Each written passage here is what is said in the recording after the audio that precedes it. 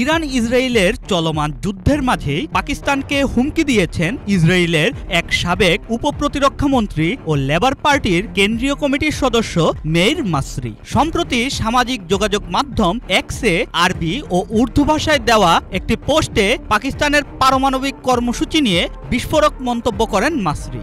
গত 15 জুন প্রকাশিত পোস্টে তিনি দাবি করেন, ইরানের পর পাকিস্তানের পারমাণবিক কর্মসূচি বন্ধের চিন্তা করছে ইসরায়েল। একই সাথে মাসরি হুমকি দেন, পাকিস্তান ইরান থেকে দূরে নয়, এতটুকু বুঝলেই যথেষ্ট।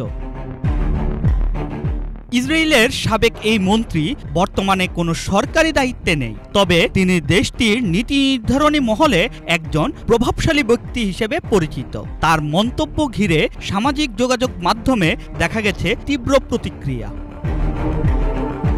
পাকিস্তানের প্রতি সংহতি জানিয়ে মাসরির বক্তব্যের নিন্দা জানান নেটিজেনরা। কেউ কেউ বলেন, এ ধরনের হুমকি পাকিস্তানের মনোবল আরও দৃঢ় করবে। আবার কেউ স্মরণ করিয়ে দেন, পাকিস্তানের পারমাণবিক সক্ষমতা ও কূটনৈতিক সংযম কোনোভাবেই উপেক্ষা করার মতো নয়।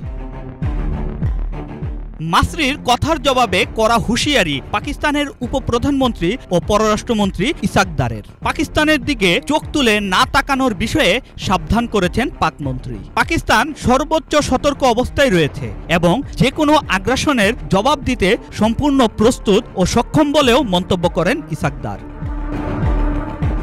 এদিকে ইরানের ক্ষেপণাস্ত্র হামলায় ইসরায়েলের মধ্য ও দক্ষিণাঞ্চলে ব্যাপক ক্ষয়ক্ষতি হয়েছে। বেয়ারশেবার সোরাকো মেডিকেল সেন্টারের কাছাকাছি একটি স্থানে সরাসরি আঘাত হানে একটি ক্ষেপণাস্ত্র।